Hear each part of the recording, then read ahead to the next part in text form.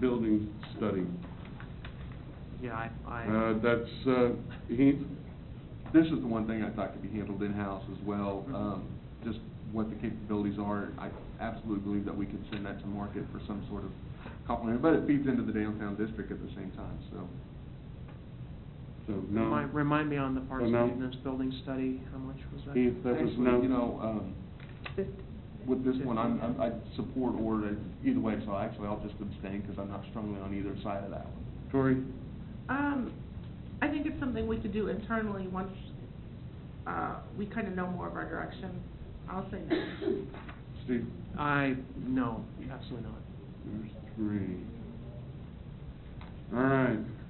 Land development code update. None. Christina? Yes. Larry? Again, what is it and what am I getting for the money? This one was 80,000, right? Yep. Cheryl, would you like to address that one? Yeah, once we develop the comprehensive plan, it'll set some policy direction, but it's very general. The land development code will be the implementation document for zoning, for other regulations, for development of that vision of the comprehensive plan. I'd say no. Okay. Okay. Heath? I think it's a pretty critical element, Yeah. especially as we complete everything else. Tori? Yes. I think we got consensus. Okay, we've got consensus. But I would have said yes. This Okay. one's pretty critical. We've got such an outdated development code, isn't it funny? Economic Development Corporation, continuous support of Southwest Johnson County EDC. Larry? No. Keith? Done in-house. Yes. Tori? What, was it gonna increase this year to 35, was it Yes. 35,000? Yes. And then is Edgerton, what was Edgerton's share? 35,000. Are they 35,000 also? It hasn't been approved, it's been Okay. proposed. Yes, I guess. I'd like it to be the old amount, but if it's 30, if everything's increasing, I'll say yes. Steve? Yeah, I'm gonna say yes, only because I don't think we have the means within our organization to be able to manage this right now. Okay, and I remember discussing this, but I will ask for what was the, amount for the incentive strategy? 35,000. 35,000. So, Heath, we will go to you first on that. I think this is a yes, but I think it's a delayed cost once we have the new team member in place that can kind of lead the thing. So I think it's actually something that should be done in 2015 because we'll have that seat filled. So I think it should be part of the budget. Corey? Gosh, I don't know. I think it's very important, but we haven't had that many I know that we're hoping for an upturn, but I don't feel like we've had a lot of people seeking us out except for the one that we didn't pass. I'm gonna say no. Steve? I think it's tough. I think we're kind of putting the cart ahead of the horse on this one until we have an idea of exactly what our economic development strategy is going to be. It's difficult for us to be able to come up with an incentive strategy or package for that. And again, is this being farmed out to an external contractor to do? Is this being done through a consulting company? Yeah, Yeah, go ahead. that's what I'm asking. Okay, we have the economic development strategy that is being prepared, the strategic plans now. Mm-hmm. We have the Economic Development Advisory Committee that we've been working with. We will be bringing that to council in September. Yes. The next step of that is to put together the incentive strategy Okay, is that going to be done in-house or is that going to be done externally? externally. Why can't we do it in-house? With Just the a right question. Currently, we don't have the staffing to do that with some additional staffing. And the other thing is you really want to have a group kind of this group specializes in developing economic strategies nationally that work.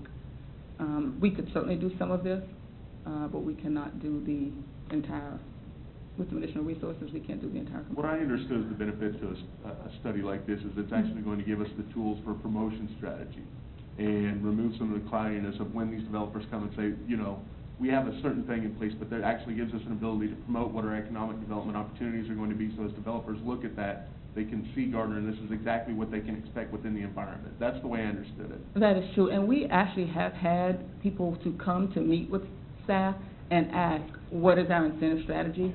All we have to offer them is the tax abatement plan, and they generally kind of walk away because we don't have anything in place. And we don't always bring those to council and say they're walking away, because they're really coming in trying to figure out if they want to come to Gardner in terms of what is the strategy. And this is going to give us an opportunity to look at some of our publicly owned utilities and how they can be used as an incentive Correct. strategy and everything that we've not been able to do. So It that's looks what at how I you think this leverage. study is going to provide to us. Yes. Steve? I will say yes, given the fact that I think I would agree with you that we don't have those in-house resources right now, and this is something we will want to do in 2015. Christina? Yeah, I actually have a question on this one. Why, the EDC, the one thing that I hear from the EDC continually is that the main reason people don't select us or don't go very far is because we don't have what they are looking for physically, location-wise, from size of an office, size of a building, that type of thing. I've really never heard this necessarily as being, and maybe it's because other things are prohibiting it, it never gets to this, but I guess the thing I struggle with on this is, to me, this is a competition. It's a competitive strategy, you're competing with other areas. So I don't understand a study needed versus us having somebody internally go and say, okay, what are other areas offering? And we are either gonna decide we're gonna be at par, better, or we're not. So what's the difference, I guess? Part of when you're working economic development, and it has been my experience that when someone comes to your city and they talk with you about economic development, what they're looking for is, first of all, a lot of it, they'd like to remain confidential, just because they're trying to determine what they're going to do. When they go to the chief executive at the city, they'd like to know what package they can offer.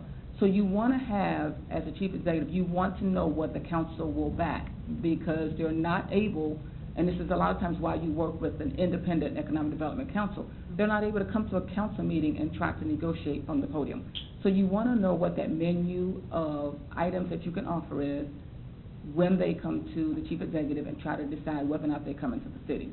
There are a couple of things they look at. Yes, they look at your physical area, they look at your infrastructure, but they're also looking at what you're trying to do in terms of incentives, so that they determine their bottom line of what it's going to cost them to go from city A or city B. If you do not have a toolkit or a set of strategies available, they tend to, site selectors tend to keep moving to the next city. And our friends to the west in Edgerton have a very defined strategy that I'm not suggesting that we follow. Same with the Air Center, same with Olathe. I don't really know about Springfield. Okay, I'll say yes to this one. Okay. Improved quality of life downtown sidewalks. That's 80/20, I don't think there's any reason. Well, Larry? Yeah, all right. What is the cost and what are we getting? You keep asking that necessary question, but. That's a map. Yeah, I can answer that one. That's a CDBG application. Oh, that's almost free. That's $100,000. Say no more, I'm on it. That's I'm on board. 20%, that's our 20% match. Yeah, I can. Okay. Heath? Yes. Cory? Yes. Absolutely. Youth Leadership Council. Heath? This is one thing from an initiative base I support. I think the price tag is too high as it's been promoted to us at $35,000. I support the initiative, but I'd ask for, regardless of the purchasing policies, that it be vetted through council so we can understand how the policy is going to be built and how the program's going to be built, and play maybe a little bit more key role in the planning stages. Because I hate for I don't mean this in the way that's going to come across, but I hate for this purchasing policy allow council to be circumvented in the planning process, because I think I'd like to understand exactly what